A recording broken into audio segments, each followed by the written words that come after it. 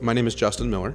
And my name is Amy Miller, and we attend the Webster site, and we've been attending the gathering for a little over 5 years now. We have 5 children, ranging in ages. Our oldest is 20 years old, currently serving in the Navy. We have daughters who are 11 and 8, and then we have boy-girl twins who are 3 years old, so 5 children altogether. We didn't really have a purposeful trajectory for our family, except for survive each day after day. We had purchased a home. Our kids were in school. Our oldest had left for the Navy. In 2014, we welcomed our twins. In 2015, we bought our house. And I started a business in 2016, and then our oldest actually went into the Navy later that year as well. So in 2017, we were still getting used to the changes of Justin's business, and we were just getting by, surviving each day and figuring out what that looked like. And then a very big change occurred. Hey everyone, welcome to the gathering. It's good to have you in worship with us today. My name is Matt Miofsky. I'm the lead pastor here. And the gathering is one church, but we meet in 4 different locations around St. Louis. And that means that most of the time I'm preaching live, but sometimes the sermon's via video. So today I'm over at our Clayton site. So all of you at McCausland or worshiping online, thanks for being with us today. I want to celebrate something really quickly. Last weekend, the weekend after Easter, we kicked off a new service at Clayton. It's a season of new beginnings, and we started a 5 p.m. Sunday night worship service at Clayton, and you can see some pictures up on the screen. It was an awesome day of worship, really. We also had the grand opening for the new renovations. We renovated the whole lower level of Clayton, a new lower level and kids ministry space. That was all part of our Greater Things initiative. So I think it's cool just when exciting things are happening in one part of the gathering that we celebrate it everywhere. And so I wanted to celebrate that today. And also, if any of you ever miss church on Sunday morning, now you know that there is a Sunday night option, Saturday as well. Both of those are at 5 p.m., but now the Sunday night one is over at Clayton. So I hope you'll take a Sunday night, come check that out, and you can see the new space over there. All right, today we are continuing our sermon series, Holy Shift, When Everything Changes. And as you've already heard, the idea is pretty simple, that in our life, we have plans, of course, but life does not go according to the plan. And what that means is that we have to regularly, in fact, make shifts in our life. And faith actually has a lot to say about how we make those shifts. And so last week, I started with the story of Jonah, and we talked about a particular kind of shift we have to make. Because you see, sometimes it's God who interrupts our plans, and God does it for a purpose, to nudge us in a certain direction or to get us to see something that maybe before we didn't see. But today I want to move on to a different kind of interruption, if you will. Because see, I think it's important to say that we don't believe that God causes everything that happens in our lives. We don't believe that. There are other factors in the world. In fact, some things happen that are negative, that cause suffering, and we don't think that those things are brought by God. I mean, there's things like divorce and job loss. We receive diagnosis of cancer. We lose people that we love, oftentimes in tragic ways. And every time one of those kinds of things happens in our life, of course, it's never in our plan. When we receive news like that out of the blue, it's never in our plan. And it raises a lot of questions, doesn't it? I mean, for example, if God actually causes stuff like that, which we don't believe, but there are some churches that do believe that. If God causes stuff like that, then there's a question like, why? Why would a loving God want us to suffer? On the flip side, if we say God doesn't cause those kinds of things, we can raise questions like, well, then why does God allow things like that to happen in this world? And from just there, you could probably ask 10, 20 more questions. Well, there's a book of the Bible, and it's a book I want to talk about today that probably more than any other book raises these kinds of questions that we ask, especially in times of suffering. And the book is the Old Testament book of Job. Now, some of you have maybe heard of the book of Job. Now, unlike Jonah last week, Job is not a short book. In fact, it's a long book. You can find it about midway through your Old Testament. And Job is a beautiful book written all about suffering, really, especially the kinds of questions we ask in the midst of suffering. It's one of three books that we call in the Bible wisdom literature. And all that means is the book of Job is really meant to shed light or to offer wisdom about some of life's toughest questions. And if you read the book of Job, you find out really quickly that it is not an easy read. In fact, it's a complicated book. It's a beautiful book, but a complicated one. It has a little bit of a setup in chapter 1 or 2. It sounds like a story, and a little bit of a story at the end, but the bulk of the book in the middle is this story all about Job having conversations with his friends and with his wife and even with God about why, and questions about suffering that come up in his life. And so what I want to do in just a second is I want to tell the story of Job. But before I do that, I just have to give a disclaimer. It would be disingenuous for me to say that we could talk about the book of Job in one Sunday. We just can't do that. I mean, Job raises all sorts of questions, and in fact, it's a book full of questions. If you read it, you'll almost certainly leave with more questions than you came in with. So we can't really do justice to Job in 1 week. It would take me an entire series, and even then we would just scratch the surface. But what I want to do today is, amidst all the questions that the book of Job raises, I want to pick one particular question, because I think it's a question we ask a lot, especially when negative things happen in our life that disrupt our plans. And it is that question of why. God, why? Why did this happen to me? And so with that question of why in our minds, let me tell you a little bit about the book of Job, because the book of Job is a book about that question, why. Now, the story starts this way. I'm just going to read it to you.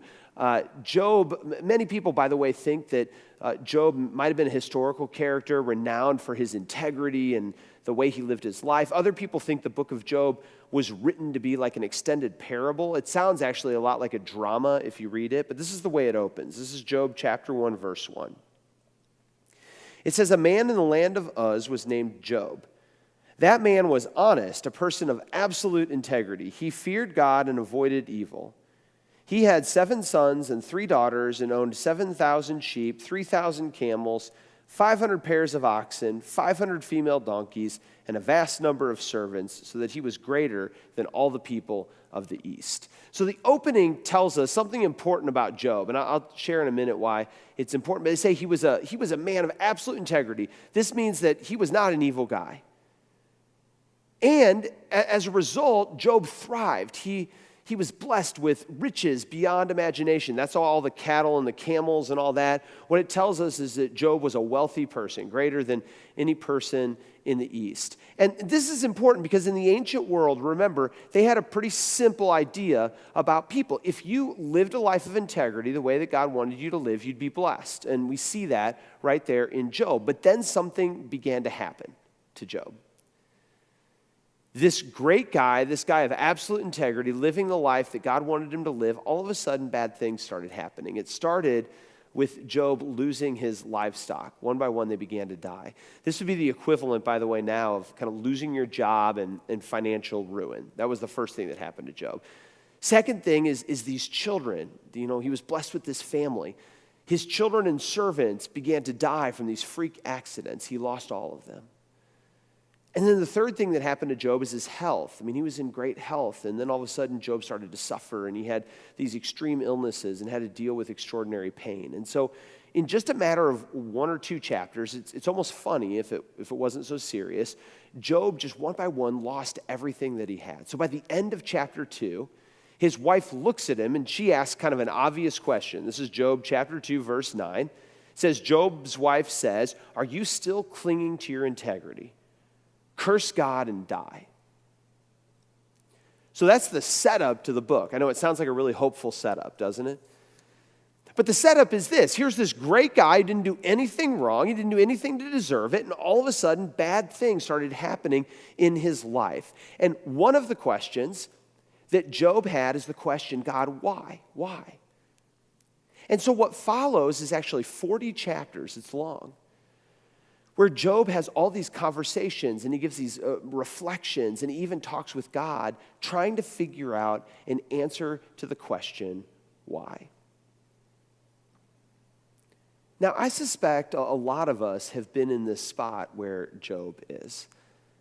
I mean, I hope you haven't lost everything. I mean, Job is sort of a comedy of errors, but we maybe didn't lose everything, but certainly things like this happen in our life where all of a sudden, suddenly and utterly out of the blue, something happens in our life that leaves us asking the question, why?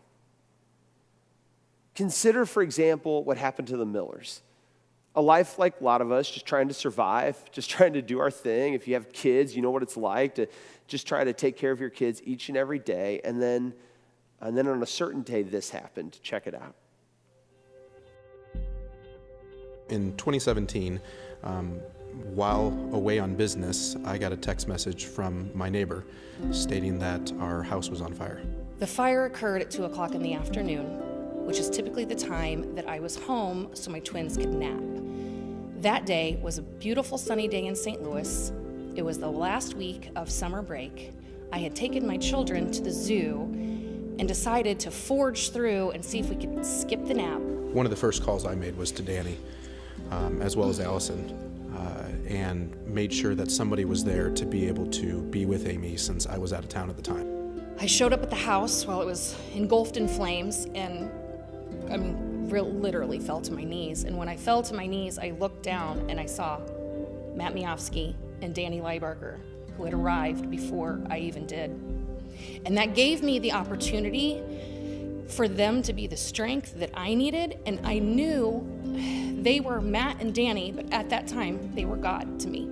I was having a very bad day emotionally already before the fire happened. And my mind was playing tricks on me, and I was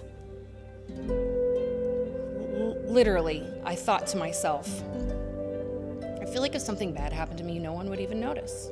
I just feel like no one would even notice if something bad happened to me. I thought that seconds before my phone rang saying my house is on fire. God showed up to me in the forms of many different people. Person after person after person showed up physically, emotionally. Everyone just stepped up and did things for me and literally carried me through that time. And that was God saying, yes, we see you, we hear you, we know you. You are loved and accepted. Now, that was not at all in the plan. And while it may not be a fire that we hear about one day, things like this happen in our lives. We receive that text, or we receive that phone call, or receive that news that something happens that's going to shift or alter our life. And maybe it's the day that you find out that your spouse is leaving. Maybe it's the day that you realize that your career is going to have to take a wildly different direction. Maybe it is the day that you receive a diagnosis or find out that someone that you love died. But in life, these sorts of things happen where out of the blue, something will happen that leaves us, just like Job, looking up and wondering, God, why? And there's something that Amy said, actually, in that video that stuck out to me. She said that when bad things happen, it can begin to mess with our mind. And I've seen that in my life. I've seen it in a lot of yours, that as soon as bad things happen, it begins to mess with our mind, not just our mind, but actually our faith. And we can actually begin to immediately get angry with God and wonder, God, why are you causing this to happen to me? And so if you read what follows in the book of Job, one thing that those 40 chapters have in common is that over and over again in the reflections Job gives, in the conversations he has with his wife or with his friends or even with God, he is desperately trying to search for an answer to the question, why? And so what we see in the book are all sorts of reasons that his friends give them. But underneath all of them was this basic assumption of the time, that if you're a good person, great things happen to you. So if bad things are happening to you, what must be true? Well, we hear it in one of Job's friends. Let me read to you what Job's friends say to him. This is in chapter 4, verse 7 and 8. Job's friend says to him, Job, think, what innocent person has ever perished? When have those who do the right thing been destroyed? As I've observed, those who plow sin and sow trouble will harvest it. In other words, look, Job, if bad things are happening to you, you must have done something to deserve it. This is an answer to the question why. That suffering is a consequence of sin. By the way, I think a lot of us still carry around that kind of an understanding that, that if bad things are happening in our life, there must be a reason. It must be because we did something wrong. It must be punishment for something that we've done in our past.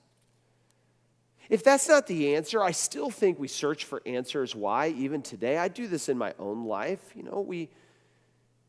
Underneath that question, why, assumes this. There has to be a reason. Things like this don't just happen to good people. There has to be a reason behind the bad things that happen. So what are some of the reasons that we come up with? You hear them all the time. We say them a lot of the times, We say everything happens for a reason. God must know what this is about. It's all part of God's plan. Maybe it's to test us. Maybe it's to make us stronger. Maybe it's because God needed another angel. But over and over and over again, just like Job's friends, we try to come up with an answer to the question, why? But I think deep down somewhere, we know that it doesn't always work.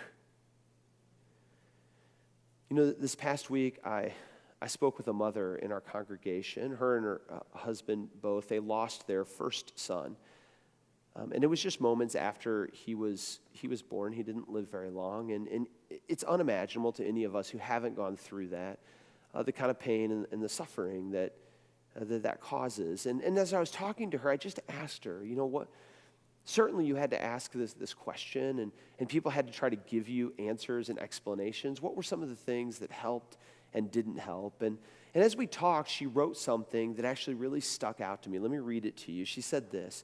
She said, as humans, we have this strong, innate desire to fix things. But some things cannot be fixed. They can only be carried. I thought that was powerful. Some things cannot be fixed. They can only be carried. In many ways, I think that's what happened with Job and with his friends, that over and over again, that they wanted to know that there was a reason, that there was order behind this. And maybe if they could understand why, then they could fix it, or at least feel better about it. But of course, even in the end, when Job challenges God and says, God, none of these people can tell me why. Certainly you can tell me why. And the book ends with God talking to Job, and God challenging Job, and God engaging Job. But at the end of the book, God never answers Job's question. God never tells Job why. And in many ways, it can be a frustrating book for that reason. We get to the end, and the central question we don't have an answer to. But on the other hand, I think that Job is a beautifully honest book, right? I mean, it doesn't shirk away from the hard truths that we ask in the midst of suffering, but it also doesn't give any easy answers. Because in the end, really think about it. When you're suffering, whether it's maybe something that feels small in the grand scheme of things or something major, but when you're suffering, no answer why is ever going to really make you feel better. I mean, why doesn't really solve anything, does it? Why is not going to bring back your loved one? Why is not going to bring back your job? Why is not going to bring back your marriage? And so part of what I think Job is trying to teach us is that maybe why isn't the best question for us to ask. Maybe we need a new question, especially in those moments when our plan shifts because of painful and hurtful things. So what would that new question be? Well, we get a clue, I think, at the very end of the book of Job. When God is done speaking to Job, Job finally gives his last monologue, and this is what he says back to God. It says this in chapter 42, verse 1. It says, Job answered the Lord, I know you can do anything, and no plan of yours can be opposed successfully. You said, who is this darkening counsel without knowledge? I have indeed spoken about things I don't understand, wonders beyond my comprehension. You said, listen, and I will speak. I will question you, and you will inform me. My ears now have heard about you, but now my eyes have seen you. Therefore I relent and find comfort on dust and ashes. I mean, you get a sense of the beauty of the poetry of Job. What's Job saying? He's saying, God, if not even you can answer that question, then certainly maybe I'm asking questions that I'll never know the answer to, that are beyond my comprehension. And those of you who've suffered something major, you know the truth of that passage, that you can ask why over and over and over again, but you're never going to know the answer. But then Job does something in verse 6. He says this. He says, therefore I relent. I want to let go of that question, God, and instead I'm going to try to find comfort now in my dust and ashes. In other words, I'm going to try to look for the glimmers of new starts or hope right here in the midst of my suffering. And that's the shift that Job makes at the end of the book. You see, in the end, Job finally recognizes he will never know why. And ironically, it's when he relents, he lets go of that question, why, that he can begin to ask a new question. And the new question is what? What do I do now? And guys, that's the shift. That's the shift. I mean, the end of the story from there, by the way, is too good to be true. It's why a lot of people think it's a parable, because as soon as Job shifts to begin to look for the comfort or the hope or the glimmers of new beginnings where he is, all of a sudden new things start happening in Job's life, and he ends up having a new family and new crops and new cattle and all that kind of stuff. It doesn't usually work out that easily in our life. We don't generally bounce back just like that, but the greater point, I think, is absolutely true. That grief and suffering are real in our life, and we will experience those kinds of things, but they are not the final answer to our life. I mean, when we let go of the question why, and we begin looking for new starts, the new starts don't replace the things that we used to have. They don't make all that pain go away, but they do remind us that God is not done with us yet. And that is, of course, the central promise of Easter. The question of what drives us right back to Easter and reminds us that no matter what happens in our life, God is still present, God is still at work, God is doing something new. And the question of what helps us to begin to see and maybe participate in those things that God is doing that can take our life forward.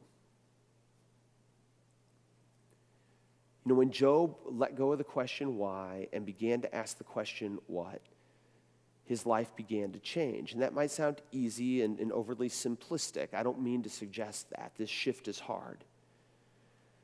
And this shift from why to what is not going to work overnight. But this is what it does. All of a sudden, we're asking a question that has an answer to it. Instead of why, which we can never answer, we're asking the question, what now, God? What do you want me to pay attention to? What do you want me to pursue? What do I need to be doing now? Those are questions we can answer, and those are questions that start to take our life forward. I've been beside a lot of people, some suffering, like I said, fairly fixable things, some of us suffering things that can never be fixed. Some of us, it's stress over money or the loss of a job, really important things, but things maybe that we can get out of. Others of us are suffering a divorce or suffering the loss of someone that we love. But all along the way, I've seen the way that people can get stuck asking the question why. And sometimes months or 6 months or a year later, they're still obsessed with that question, why? And I've also seen people who've relented and let go and said, God, what now? And sometimes what means I need to cry and I need to grieve. Sometimes that's the what. Sometimes the what is I need to begin moving forward. Sometimes the what is I need to turn to friends and family and realize I'm not alone. Sometimes the what is I need to look for the good even in really difficult situations. I can't answer what it is for you, but I can say this, that for all of us, What we can begin to do now is remember the hope and the promises of God.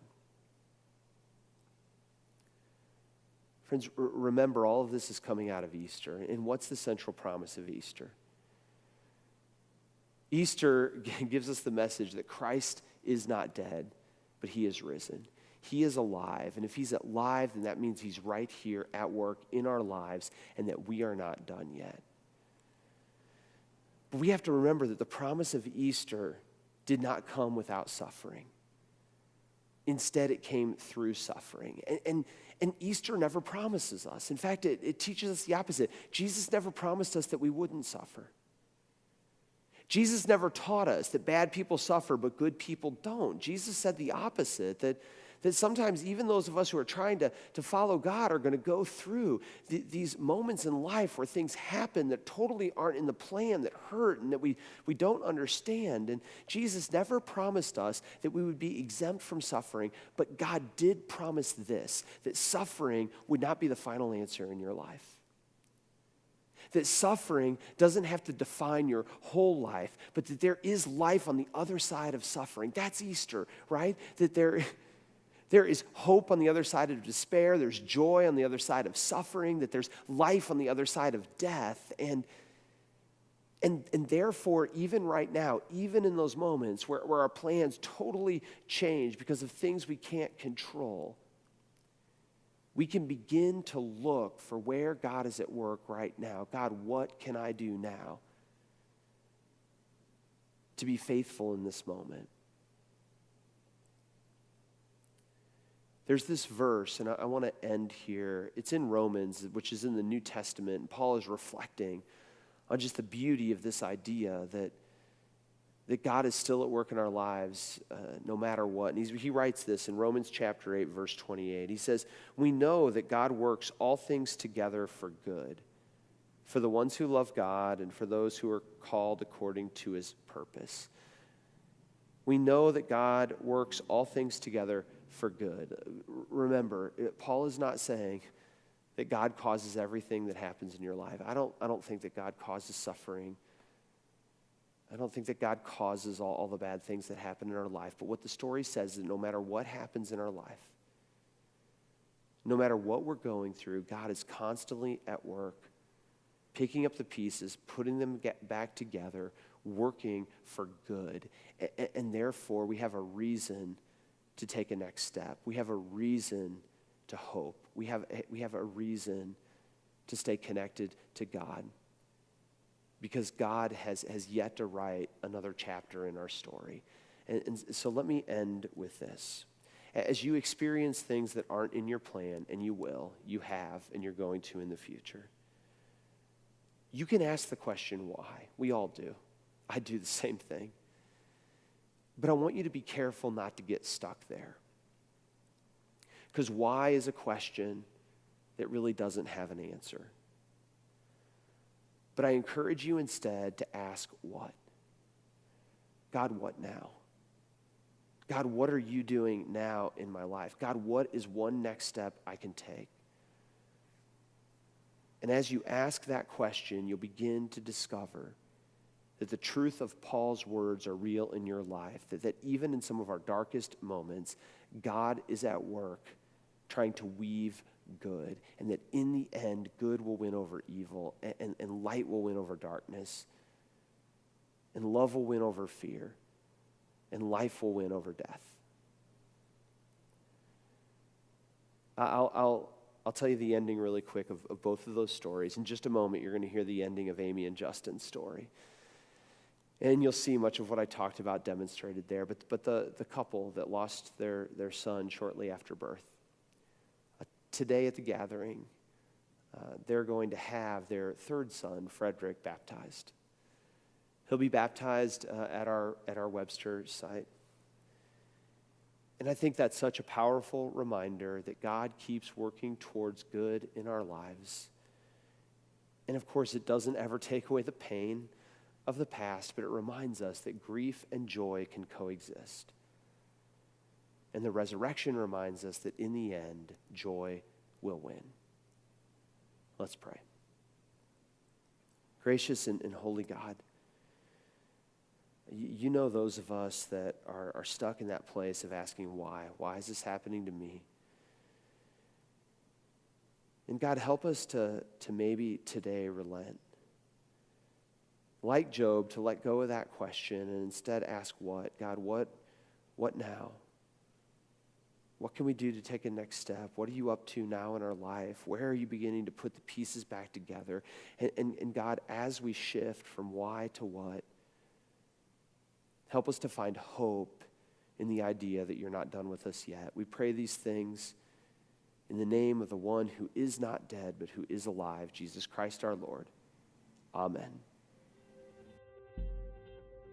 So we lost 99% of our belongings. All I could think about was, we are alive. We should have been home. That was the time that we should have all been there. And the house is engulfed in 5 minutes. We would not have survived this had we been home. We are, and I didn't care about anything else. Something that we've learned and continue to learn is to let go and let God. And that has been the theme for years. And it's just another example of maybe something a little bit bigger of the let go, let God, but in the end, it's still the same advice. Something that I have learned from this experience, from all of my shifts, but very much from my holy shift, is the importance of resiliency. Being able to go through a tragedy and come out on the other side stronger and braver and smarter and with even more faith, because sometimes your faith is tested in these times, but to be able to see God where he's worked throughout that. So we don't know what it is yet, but there's something on the other side of this. There's a lot of lessons to be learned, but we know there is a plan on the other side of this for us. And I know I am very anxious and excited to see what that is. Right.